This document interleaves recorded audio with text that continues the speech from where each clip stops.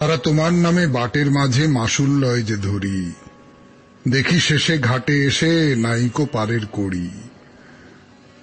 তারা তোমায় কাজের ভানে নাশ করে গো ধনে প্রাণে, সামান্য যা আছে আমার লয় তা অপহরি।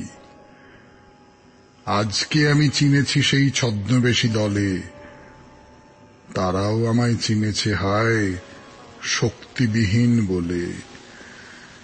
গোপন মূর্তি ছেড়েছে তাই, লজ্জা শরম আর কিছু নাই, দাঁড়িয়েছে আজ মাথা তুলে পথ অবরোধ করি।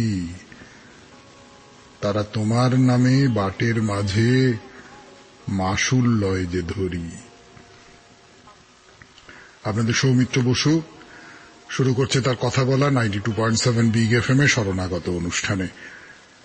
প্রথমে বিশুদ্ধ সিদ্ধান্ত মতে আজকের দিনটার কথা বলবো। আজকে শুক্রবার 21শে শ্রাবণ 1428, ইংরেজির 6ই আগস্ট 2021, তিথি আষাঢ়, কৃষ্ণপক্ষ ত্রয়োদশী, নক্ষত্র আর্দ্রা। সূর্যোদয়ের সময় ভোর 5:13 হয়ে 44 সেকেন্ড, সূর্য অস্ত যাবার সময় সন্ধে 6:11 হয়ে 16 সেকেন্ড। আজকে জন্মে মিথুন রাশি, শূদ্র বর্ণ, মতান্তরে বৈশ্য বর্ণ, নরগণ। প্রাতঃকালে 6:37 গতে দেবগণ, রাত্রি 1:54 গতে কর্কট রাশি, বিপ্রবর্ণ। শ্রীমৎ স্বামী রামকৃষ্ণানন্দজির আবির্ভাব তিথি আজকে।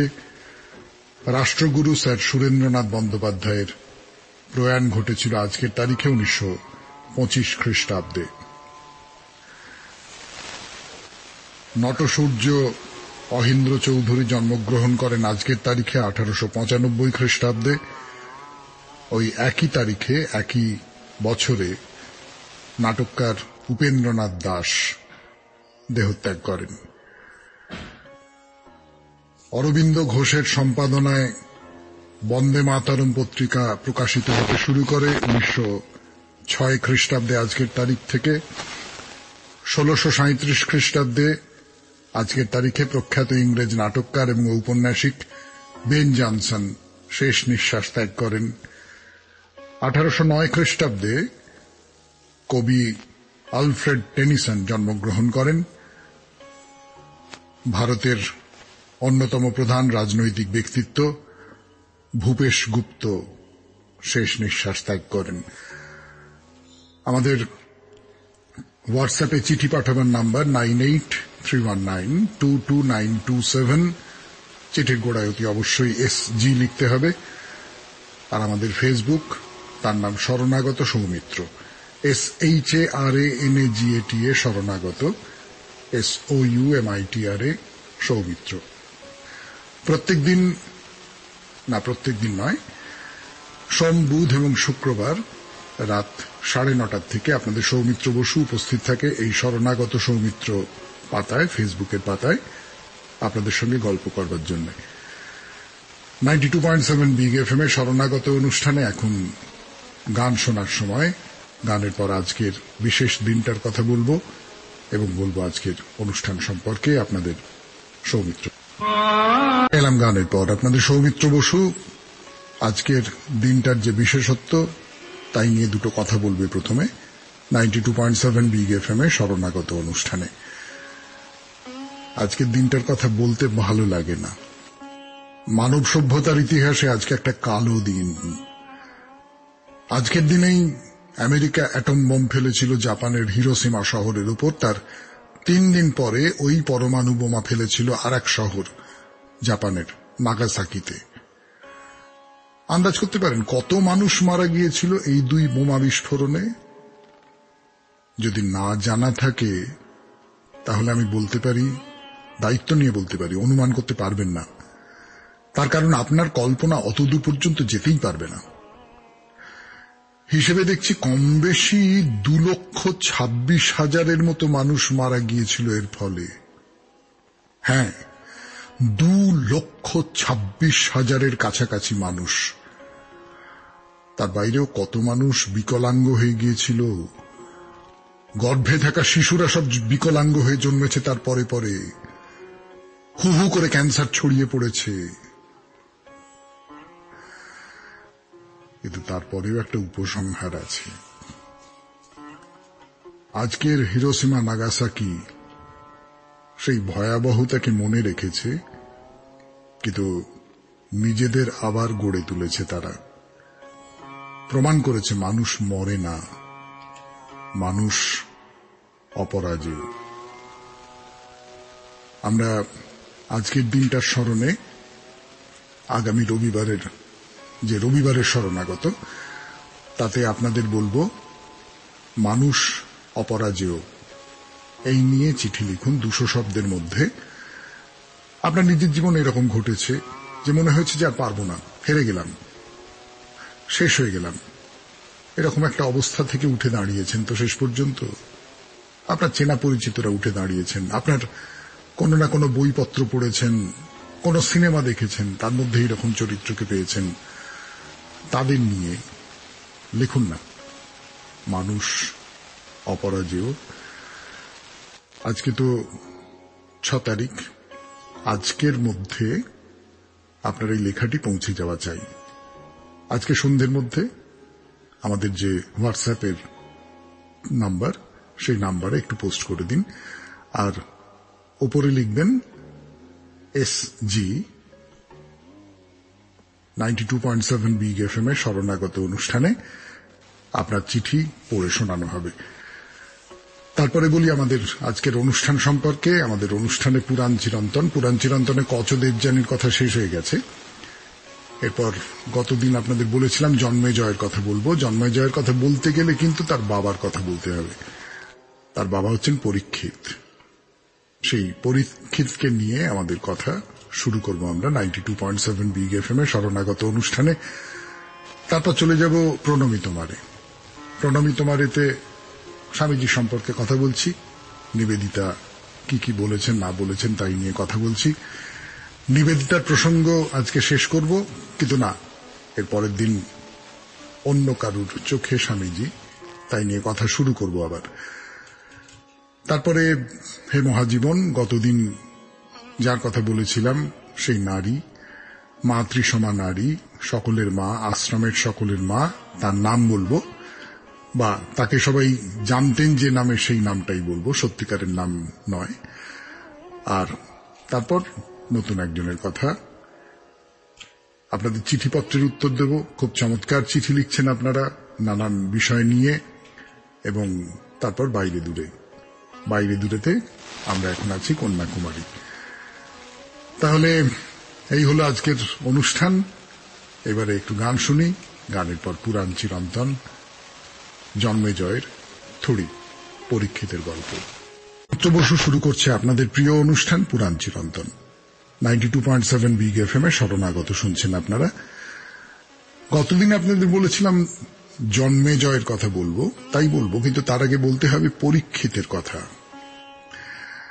আসলে পুরাণের গল্পগুলো অনেক সময় এমনভাবে একের সঙ্গে অন্যকে গেঁথে নেয় না, একজনকে বাদ দিয়ে অন্যজনকে ধরা খুব মুশকিল। পরীক্ষিতের কথাটা খুব ছোট করে বলে নি আগে, কি বলেন? খুব ছোট করে বলার মতো গল্প নয়, খুব দারুণ গল্প। বলি, পরীক্ষিত হলেন এই জন্মেজয়ের বাবা, রাজা ছিলেন। তো রাজা পরীক্ষিত একদিন মৃগয়া করতে গেছেন, একটা হরিণকে বাণ মেরেছেন। শরীরে বাণ বিঁধে আছে, সেই অবস্থায় সেই হরিণ দৌড়চ্ছে, তীব্র বেগে দৌড়চ্ছে, তার নাগাল কিছুতেই পাওয়া যাচ্ছে না। করতে করতে সে চোখের আড়ালে চলে গেল। পরীক্ষিতের তো জেদ চেপে গেছে, যে করে হোক হরিণটাকে খুঁজে বার করতেই হবে। সামনে তাকিয়ে দেখলেন একজন ঋষি বসে তপস্যা করছেন। তো পরীক্ষিত তাকে জিজ্ঞেস করলেন, এক্ষুনি এখান দিয়ে একটা বাণবিদ্ধ হরিণ কোথায় চলে গেল, আপনি দেখেছেন? ঋষি চোখ মেললেন, কিন্তু কোনো কথা বললেন না। পরীক্ষিত আবার জিজ্ঞেস করলেন, কোন উত্তর নেই। আরে তো দেরি করিয়ে দিচ্ছে, হরিণটা এতক্ষণে কোথায় চলে গেল কে জানে। এবার বেশ কড়া গলায় পরীক্ষিত জিজ্ঞেস করলেন, কি হলো, আপনি আমার কথা শুনতে পাচ্ছেন না? এইমাত্র এখান দিয়ে একটা বাণবিদ্ধ হরিণ গেছে, সে কোথায় গেছে, কোন দিকে? ঋষির মুখে কথা নেই। রাগে পরীক্ষিতের কাণ্ডজ্ঞান সব লুপ্ত হয়ে গেল। সামনে দিয়ে একটা সাপ যাচ্ছিল, ধনুকের সামনেটা দিয়ে সেই সাপটাকে তুলে নিয়ে তিনি ঋষির গলায় পরিয়ে দিলেন। না, সেই ঋষি এতেও তার কোনো প্রতিক্রিয়া হল না। রাজা তো রেগে হনহন করে চলে গেলেন। সেই সময় বনের মধ্যে দিয়ে আসছিল এক ঋষি কুমার। সে দূর থেকে তার বাবার এই অপমান দেখে একবারে রাগে জ্বলে উঠল। তুই জানিস উনি কে? উনি মহামতি ঋষি শমিক। উনি মৌনব্রত অবলম্বন করে তপস্যা করছেন, আর তুই ওর গলায় সাপ ঝুলিয়ে দিলে। আমি অভিশাপ দিচ্ছি, 7 রাত্রের মধ্যে তক্ষক সাপের কামড়ে তোর মৃত্যু হবে। শমিক ছেলেকে বললেন, তুমি কি অভিশাপ দিলে শৃঙ্গী? রাজা পরীক্ষিত জানতো না যে আমি মৌনব্রত অবলম্বন করে তপস্যা করছিলাম। সে তো না জেনে আমাকে অপমান করেছে। না না না না না না, এ অভিশাপ দেওয়া তোমার উচিত হয়নি। কিন্তু অভিশাপ তো অভিশাপ, তা তো আর ফিরিয়ে নেওয়া যায় না। তখন শমিক একটা কাজ করলেন, এক শিষ্যকে দিয়ে পরীক্ষিতকে জানিয়ে দিলেন এই অভিশাপের কথা। তারপর কি হলো বলবার জন্য ফিরে আসবো আবার আগামীকাল পুরাণ চিরন্তনে। আপাতত গানের পর প্রণামী তোমারে শুনছেন শরণাগত 92.7 বিগ FM। সেটা শোনাবো আপনাদের এই 92.7 বিগ FM এ শরণাগত অনুষ্ঠানে। তিনি নিবেদিতাকে বলেছিলেন এই ঘটনাটার কথা, আরো অনেককেই বলেছেন, আমরা তো নিবেদিতার সূত্র ধরেই জানতে পারছি। তিনি নিবেদিতাকে বলেছিলেন ঘুমিয়ে পড়া ব্যাপারটা কি সেটা তিনি জানতেন না। শুলেই একটা রঙিন আলোর বল তার কাছে আসতো, তার সঙ্গে খেলা করত। স্বামীজি সারা রাত ধরে তার সঙ্গে নানান রকম খেলা করে কাটিয়ে দিতেন। কখনো কখনো সেই জ্যোতির বলয়টি তাকে স্পর্শ করত, আর স্পর্শ করা মাত্র সেটা ফেটে যেত, ফেটে গিয়ে নানা রঙের আলো হয়ে চারিদিকে ছড়িয়ে পড়ত। স্বামীজির কম বয়সে ধারণা ছিল এটা নিশ্চয়ই সবাইকারই হয়, সেই জন্য ব্যাপারটা নিয়ে বেশি মাথা ঘামাননি। অনেক পরে যখন নিয়মিত দক্ষিণেশ্বরে যাতায়াত করেন, তখন একবার ঠাকুর তাকে জিজ্ঞেস করেছিলেন, হ্যাঁ রে, ঘুমের মধ্যে আলোর মতো কিছু দেখতে পাস? এই যে আলোর মতো, এই নিয়ে আরো কথা বলবো 92.7 বিগ FM এর শরণাগত অনুষ্ঠানে গানের পর। আমি আপনাদের সৌমিত্র বসু। এটা বলছিলাম এই শরণাগত অনুষ্ঠানে প্রণামী তোমারে এই পর্যায়টা করতে করতে, যে এই যে দর্শন, ঘুমাবার জন্য চোখ বুঝলেই একটা আলোর বল, এটা তো আমাদের হয় না। মানে যদিও স্বামীজির একটা সময় ধারণা ছিল এই দর্শনটা সকলেরই হয়, তো যিনি এটা দেখেন তার মধ্যে একটা তীব্র একাগ্রতা আছে, ধ্যানের একাগ্রতা। এইটা স্বামীজির মধ্যে সহজাতভাবে ছিল, তাকে চেষ্টা করে অর্জন করতে হয়নি। এবং এই যে তীব্র একাগ্রতা, এর নানান রকম প্রমাণ তো আমাদের সামনে আছে। যেমন আমরা তো জানি যে স্বামীজির স্মৃতিশক্তি সাংঘাতিক ছিল। মানে যা কিছু দেখেছেন, শুনেছেন, পড়েছেন, নিজের জীবনের নানান অভিজ্ঞতা সব একেবারে পুঙ্খানুপুঙ্খভাবে বলে যেতে পারতেন। পড়া তোর যে কোনো বই শুধু প্রায় পাতা উল্টে গেলেই মুখস্থ হয়ে যেত। তাই নিয়ে নানান ঘটনার কথা তো আমরা আগেও বলেছি। একটা কথা নিবেদিতা বলেছেন, সেটা যে আমাদের চোখেও পড়ার কথা নয় তা বলতে পারি না, কিন্তু আমরা হয়তো সবসময় খুব খেয়াল করে দেখিনি বা দেখি না। স্বামীজি কিন্তু ভক্তি ব্যাপারটা খুব পছন্দ করতেন না, না করতেন না। কথাটা শুনলে বেশ অবাক লাগে, তাই না? কিন্তু তার ধরনটাই ছিল খুব যুক্তিবাদী ধরন। যা কিছু যুক্তি দিয়ে বুঝতে পারতেন না তাকে পাত্তা দিতেন না। আগে একবার দুবার বলেছি, বিজ্ঞান ব্যাপারটা তিনি খুব পছন্দ করতেন, আর পছন্দ করতেন আত্মশক্তিতে, কারুর সাহায্য নিয়ে নয়। নিজের জোরে যা কিছু কাজ করার তাই করতে হবে, এবং মনে মনে ঠিক করতে হবে যে খুব বড় কাজ করব এবং যে করে হোক করব। স্বামীজির একটি প্রিয় গল্প ছিল, মাঝে মাঝেই বলতেন সেই গল্প দিয়েই নিবেদিতার চোখে স্বামী বিবেকানন্দের এই আখ্যান শেষ করব।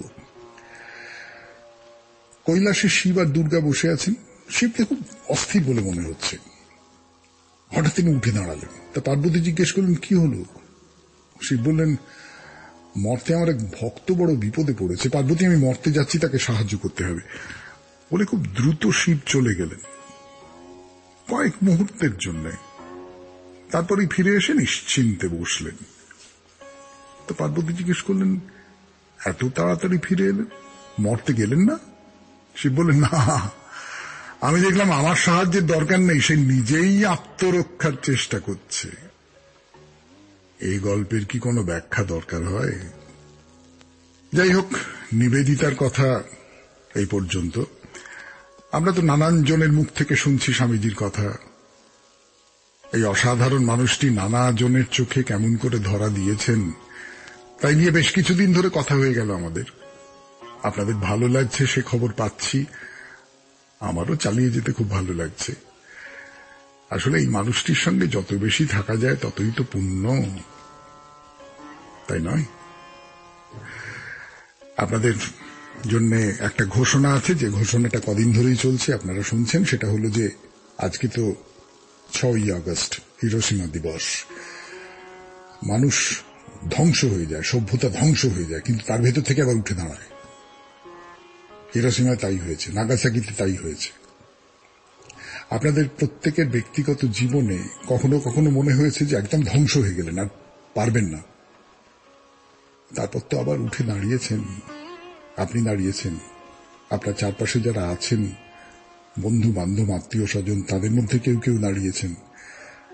আপনার পড়া গল্প, তার মধ্যেও আছে এই ঘুরে দাঁড়ানোর, উঠে দাঁড়ানোর ছবি। আমরা 6ই ডিসেম্বর উপলক্ষে এই রবিবারের যে শরণাগতটা করব, তার থিম হবে মানুষ অপরাজেয়। এই নিয়ে আপনার অভিজ্ঞতার কথা 200 শব্দের মধ্যে লিখে পাঠান। শুক্রবার সন্ধ্যের মধ্যে লেখাটা যেন চলে আসে, এবং তাই নিয়ে আমরা সাজাবো আপনাদের লেখা নিয়ে আপনাদের শরণাগত রবিবার। তাহলে এখন একটু গান, গানের পর গতদিনের হে মহাজীবন, তাতে যার কথা বলেছিলাম তার নাম, বা অন্তত তাকে যে নামে সবাই চেনে সেই নামটা শোনাবো আপনাদের, এবং তারপর বলবো নতুন একজন মহাজীবনের কথা 92.7 বিগ এফএম এ শরণাগত অনুষ্ঠানে। 92.7 বিগ এফএম এ শরণাগত শুনছেন আপনারা, আমি আপনাদের সৌমিত্র বসু। দেখুন, পুরুষ আর প্রকৃতি এই দুয়ে মিলেই সৃষ্টি। নারী আর পুরুষে মিলেই মানুষের চরিতার্থতা। সৃষ্টি এগিয়ে যায় এ দুয়ের মিলনেই। গতদিনে যে মায়ের কথা বলছিলাম, তিনি তেমনি এক নারী, যিনি দেওঘরের সৎসঙ্গে আশ্রমের জননী হয়েছিলেন।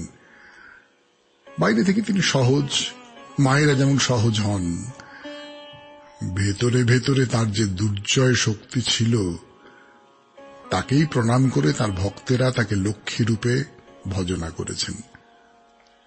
তিনি সৎসঙ্গ আশ্রমের বড় মা। শেষ করলাম হে মহাজীবনের প্রথম পর্ব, এরপর গান, গানের পর হে মহাজীবনের দ্বিতীয় পর্ব। একজন মানুষের কথা বলবো, তার নাম বলবো না, নাম বলবার জন্য আগামীকাল। শরণাগত 92.7 বিগ এফএম এ আমি আপনাদের সৌমিত্র বসু। শুরু করছি নতুন একজন মহাজীবনের কথা দিয়ে।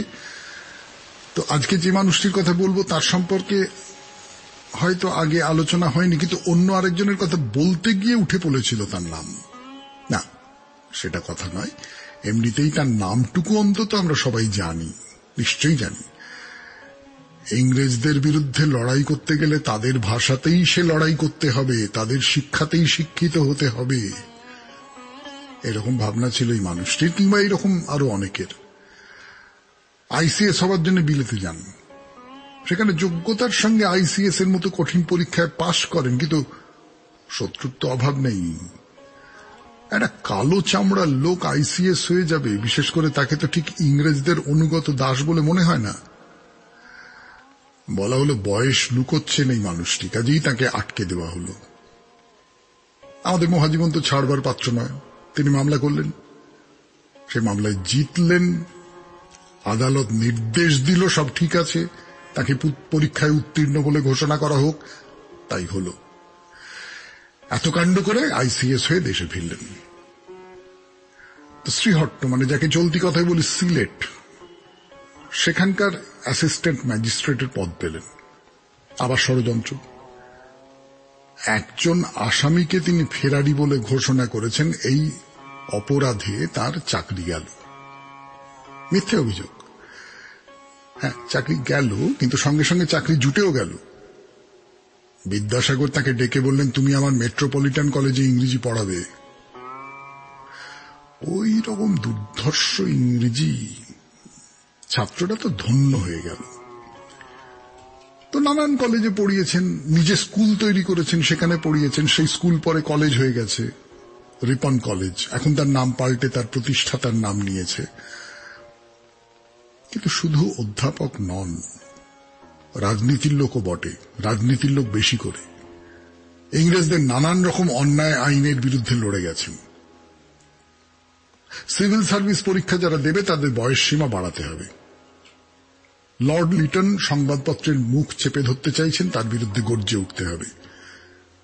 বেঙ্গলি বলে একটি পত্রিকার তিনি মালিক, সম্পাদকীয়তে কি লিখেছেন, তাকে আদালত অবমাননার দায়ে জেলে পুরে দেওয়া হল। বিশেষ করে তিনি একেবারে আগুনের মতো নিজেকে ছড়িয়ে দিয়েছিলেন লর্ড কার্জন যখন বাংলাকে ভাগ করবার চক্রান্ত করলেন তখন। তবে একটাই কথা, তার নামের আগে একটা বিশেষণ বসানো হতো, সারেন্ডার নট, যে কখনো আপোষ করে না। এটা ঠিক যে সারা জীবন তিনি ইংরেজদের ন্যায় বিচারের উপর আস্থা রেখেছেন। স্বাধীনতা নয়, ইংরেজের কাছ থেকে যতটা সুবিধে আদায় করা যায় সেইটুকুর দিকেই মন ছিল তার। মানুষটার নাম আজকে বলবো না, বলবো আগামীকাল। আজকের মতো তাহলে হে মহাজীবন এখানেই শেষ। এরপর আপনাদের চিঠিপত্র পড়বার জন্য নিয়ে আসি, চিঠি শোনাবো আপনাদের। শুনছেন 92.7 বিগ এফএম এ শরণাগত। আমি আপনাদের সৌমিত্র বসু। এখানে কিন্তু না, সৌমিত্র বসুর কথা নয়, আসলে আপনাদের কথা, কারণ আপনাদের চিঠিপত্রের উত্তর দিতে বসেছি। তো আমার বাবা, একটি স্মরণীয় ঘটনা। যে সময়টার কথা বলছি তখন আমার বয়স 7 কি 8 বছর। আমাদের আদি বাসস্থান ছিল পূর্ববঙ্গের, অধুনা বাংলাদেশ, ঢাকা জেলার অন্তর্গত এক প্রত্যন্ত গ্রামে। বাবা তখন জমিদারি এস্টেটে চাকুরি করতেন।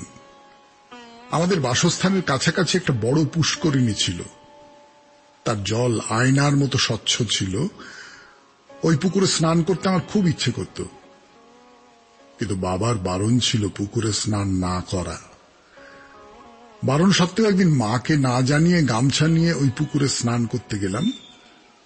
পুকুরে গিয়ে দেখলাম আমার এক জেঠতুতো দিদি সাঁতার কেটে স্নান করছেন।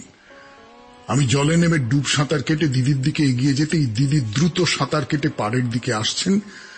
তখন আমি হঠাৎ দিদিকে জড়িয়ে ধরলাম। এই অবস্থায় দুজনেই হাবুডুবু খাচ্ছি।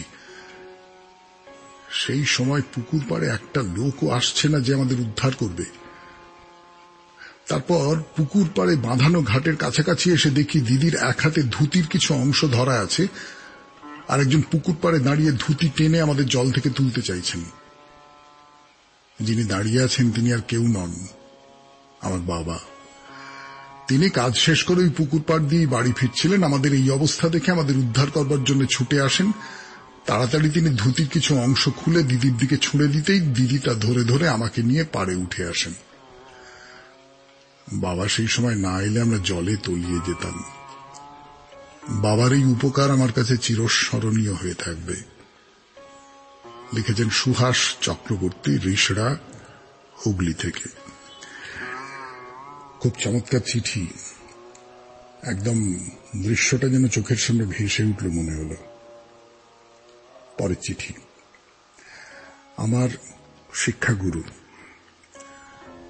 আজ এই জীবন সায়াহ্নে মনে পড়ছে আমার ডাক্তারি ছাত্র জীবনের শিক্ষাগুরু, অধ্যাপক, চিকিৎসক প্রয়াত অশোক চৌধুরীর কথা। শরণাগত মহাজীবনের শিক্ষাগুরু যে আলোকবর্তিতা এনে দিয়েছিলেন, আমার জীবনে সেই স্মৃতিচারণা করি তাঁর স্মরণে। নীলরতন সরকার মেডিকেল কলেজের 4র্থ বর্ষের ছাত্র। ওয়ার্ড ডিউটি শুরু হয়েছে। স্যার অধ্যাপক ডক্টর অশোক চৌধুরী একটা জন্ডিস রোগীকে দেখিয়ে পড়াচ্ছেন। হঠাৎ করে প্রশ্নটা ছুঁড়ে দিলেন আমাদের দিকে, বলতে পারো রোগীটার বিলিরুবিন মাত্রা কত হতে পারে? রোগীর জন্ডিস বোঝা যায় নিশ্চিতভাবে রক্তের বিলিরুবিন মাত্রা পরীক্ষা করে। আমার রোগী বন্ধুরা রোগীর চোখ মুখ হাতের তেলো দেখে একে একে বলছে 5 কিংবা 7 মিলিগ্রাম হবে। স্যার একটু মুচকি হেসে আমাকে জিজ্ঞাসা করলেন, প্রদীপ, তোমার কি মনে হয়? আমি ভালো করে রোগীটাকে দেখে বললাম, 20 কম হবে না স্যার। ঠিক বলেছ, গতকালই মাপা হয়েছে 21 মিলিগ্রাম। পড়াতে পড়াতে আর একটা কিডনির রোগে আক্রান্ত এক রোগীকে দেখিয়ে বললেন, আমাদের এই রোগীকে কতটা জল খাওয়ানো যেতে পারে? অন্য ছাত্রছাত্রীদের কাছ থেকে মনোমতো উত্তর না পেয়ে শেষে আমাকে জিজ্ঞেস করলেন সদুত্তরের জন্য। উত্তর দিলাম 1/2 লিটার, আর যতটা পরিমাণ প্রস্রাব হচ্ছে সেই পরিমাণটা যোগ করে জল খেতে দেব। স্যার কিছুক্ষণ আমার মুখের দিকে তাকিয়ে বলে উঠলেন, তোমার একটা মূর্তি তৈরি করে কলেজ গেটের সামনে বসিয়ে দেব। স্যারের ওই কথাগুলো মনের মধ্যে দাগ কেটে গিয়েছিল। আজ ভাবি চিকিৎসক জীবনে যে প্রতিষ্ঠিত হতে পেরেছি সেই প্রিয় শিক্ষক গুরু মহাশয়ের জন্য। হাতে ধরে কাজ শিখিয়েছেন। প্রতিদিন ওয়ার্ড রাউন্ডের সময় প্রতিটা কাজ যাতে আমরা নিজেরা করে নিতে পারি সেদিকে সবসময় খেয়াল রাখতেন। রাতে ওয়ার্ড রাউন্ড দিতে দিতে 12টা বেজে গেলেও ভ্রুক্ষেপ করতেন না। রাউন্ডের সঙ্গে পড়াতেন, বলতেন যত ওয়ার্ডে পড়ে থাকবে তত শিখতে পারবে, আত্মবিশ্বাস বাড়বে। চিরদিন তো হাসপাতালের ছাতার তলায় থাকবে না, বাইরের জগতে বসতে হবে একাকী। সব সিদ্ধান্ত তখন নিতে হবে নিজেকে। তাই এখানে থেকে যত কাজ করবে ভুল ভ্রান্তি সব শুধরে নিতে পারবে। আজ আর আমার প্রিয় শিক্ষক গুরু মহাশয় জীবিত নেই, কিন্তু তার অমোঘ বাণী মনের মণিকোঠায় চির উজ্জ্বল হয়ে রয়েছে। তাই আজ করোনা অতিমারিতে বুক চিতিয়ে লড়ে যাওয়ার সাহস ও শক্তি পেয়েছি আমার পরম প্রিয় শ্রদ্ধেয় প্রয়াত শিক্ষক গুরু মহাশয়ের কাছ থেকে। তার প্রতি জানাই অন্তরের বিনম্র শ্রদ্ধা। লিখেছেন ডক্টর প্রদীপ কুমার দাস, রাজা KL গোস্বামী স্ট্রিট, শ্রীরামপুর। এই চিঠিটিও বড় ভালো। একজন শিক্ষক কেমন করে একজন ছাত্রের মনের ভেতরটা জাগিয়ে তুলতে পারেন তার চমৎকার সব কাহিনী আছে এর মধ্যে। ধন্যবাদ, ধন্যবাদ প্রদীপবাবু। এরপর গানের পর আমরা চলে যাব বাইরে দূরে। 92.7 বিগ FM এ শরণাগত অনুষ্ঠান শুনছেন আপনারা। বাইরে দূরে শুনছেন শরণাগত 92.7 বিগ FM এ। দেবী কন্যাকুমারীর মন্দির দেখছি আমরা, কিন্তু প্রশ্ন হলো ইনি কিসের দেবী? যদিও পার্বতীর সঙ্গে অনেকটাই একাকার করে দেখা হয় তাকে, এবং সেটা হয়তো খুব ভুল বলেও মনে করা যাবে না। তার কারণ পার্বতী যেমন এই কন্যাকুমারীও তো তাই, শক্তির দেবী। 51টি শক্তিপীঠের অন্যতম তার এই মন্দির। এই দেবী হলেন কুমারিত্ব আর তপস্যার দেবী। কুমারিত্ব আর তপস্যা, কারণটা নিশ্চয়ই বুঝতে পারছেন। শিবের জন্য তিনি তপস্যা করেছিলেন, আর তিনি আজীবন কুমারী থেকে গেছেন। প্রাচীনকালে এখানে দীক্ষা দেওয়া হতো, অনেক সময় ইচ্ছুক মানুষকে সন্ন্যাস ধর্মেও দীক্ষিত করা হতো। শঙ্করাচার্যের ঠিক করে দেওয়া নিয়ম মেনে এই মন্দিরে পুজো আর্চা সাধনা সম্পন্ন হয়। তো এবারে বলবো দেবীর মূর্তি ছাড়া এই মন্দিরে আর কি কি আছে, কি কি দেখা যেতে পারে ঘুরে ঘুরে, হয়তো খানিকটা বেশি দূরে গিয়েও। শরণাগত 92.7 বিগ FM এ আপনাদের সৌমিত্র বসু বলছে কন্যাকুমারী মন্দিরের চারপাশের কথা। তালগঙ্গা তীর্থমের কথা তো আগেই বলেছি 92.7 বিগ FM এ শরণাগত অনুষ্ঠানে। আর যা যা দেখে নিতে বলবো তা হলো কালভৈরবের মন্দির। 51 পীঠের সবকটিতেই তো কালভৈরবের মন্দির থাকার কথা। সত্যি বলতে কি 51 পীঠ, মানে যেসব জায়গায় সতীর দেহের খণ্ড পড়েছিল সে তো এই ক্রুদ্ধ মহাদেবের কারণেই পড়েছিল। এখানেও তাহলে একটি কাল ভৈরবের মন্দির আছে। এই শিব মন্দিরকে নানান রকম বিপদ আপদ থেকে রক্ষা করেন এর দেবতা, এই শহরকেও রক্ষা করেন। এই কন্যাকুমারী মন্দিরে সেই শিবের নাম হচ্ছে নিমিষ। এছাড়া কন্যার 2 সখী বিজয়া সুন্দরী আর বালা সুন্দরী তো আছেনই। চমৎকার একটি হল ঘর আছে এখানে, তার নাম নবরাত্রি মণ্ডপম। ভক্তরা এখানে দেবীর প্রতি শ্রদ্ধা নিবেদন করেন সঙ্গীতের মধ্যে দিয়ে। এই কন্যাকুমারীতে আছে শ্রীপদপাড়া বা শ্রীপাদম, পায়ের মতো দেখতে একটি শিলাখণ্ড। এখানেই নাকি দেবী কন্যাকুমারী শিবের জন্য তপস্যা করেছিলেন। আপনাদের বলেছিলাম মন্দিরের মধ্যে দেবীর সামনে প্রদীপ জ্বলছে। ভক্তেরা লাল রঙের শাড়ি নিবেদন করেন দেবী কন্যাকুমারীকে, আর ঘিয়ের প্রদীপ জ্বালিয়ে দেন তার সামনে। হয়েছে এখানে এই জল যে অতি পবিত্র তা তো আর বলে দিতে হবে না। ওখানকার অনেকেই তর্পণের জন্য বেছে নেন এই সমুদ্রকে। তাহলে এই হলো মোটামুটি কন্যাকুমারী দেখা। আর কন্যাকুমারীতে যখন এসেই পড়েছি তখন সুচিন্দ্রামের মন্দিরটিও দেখে যেতে হবে। সুচিন্দ্রামের মন্দির, নানান রকম পুরা কাহিনী ছড়িয়ে আছে এই সুচিন্দ্রামকে ঘিরে। একটা কাহিনী হলো অনসূয়াকে নিয়ে, সেটা শোনাই আপনাদের। অনসূয়া ছিলেন অত্রি মুনির সহধর্মিণী। তার সতীত্ব ত্রিলোকে প্রসিদ্ধ ছিল। এদিকে লক্ষ্মী, সরস্বতী আর পার্বতী তো শুনেছেন দেবী অনসূয়ার এই সতীত্বের কথা। সত্যি নাকি? এতটাই সতী তিনি। তারা গিয়ে ধরলেন ব্রহ্মা, বিষ্ণু আর মহেশ্বরকে অনসূয়ার সতীত্ব পরীক্ষা করতে হবে। বেশ হবে। এই 3 দেবতা তখন ভিক্ষুকের বেশে হাজির হলেন অনসূয়ার কাছে। খেতে চাইলেন তারা 3 জনে মিলে। ভিক্ষুককে ভিক্ষা দেওয়া তো গৃহস্থের কর্তব্য। অনসূয়া তাদের খাবার দিতে গেলেন। এইবারে শুরু হলো আসল খেলা। এই 3 জন বললেন আমাদের একটা নিয়ম আছে, আপনি সেটা না মানলে তো আপনার কাছ থেকে আমরা কিছু গ্রহণ করতে পারবো না। কি নিয়ম? আমাদের ভিক্ষে দিতে গেলে জামা কাপড় সব খুলে আমাদের সামনে আসতে হবে। ভাবুন একবার, 3 জন পুরুষ তাদের সামনে যদি অনসূয়া বিবশনা হয়ে আসেন তাহলে তার সতীত্ব থাকে কি করে? অথচ ভিক্ষে না দেওয়াটাও তো অপরাধ হবে। এই আজকে এই পর্যন্ত শেষ হলো আজকে শরণাগত 92.7 রেডিও। আমাদের হোয়াটসঅ্যাপে চিঠি পাঠাবার নাম্বার 9831922927। চিঠির গোড়ায় অতি অবশ্যই SG লিখবেন। আর আমাদের যে ফেসবুকের পাতাটি আছে তার নাম শরণাগত সৌমিত্র, SHARANAGATA শরণাগত, SOUMITRA সৌমিত্র। আর শেষে যে কথাটা বলবার, আজকের দিনটা পর্যন্ত সময় আছে। আজকে সন্ধ্যের মধ্যে মানুষ অপরাজেয় এই নিয়ে আপনার একটি লেখা চাই।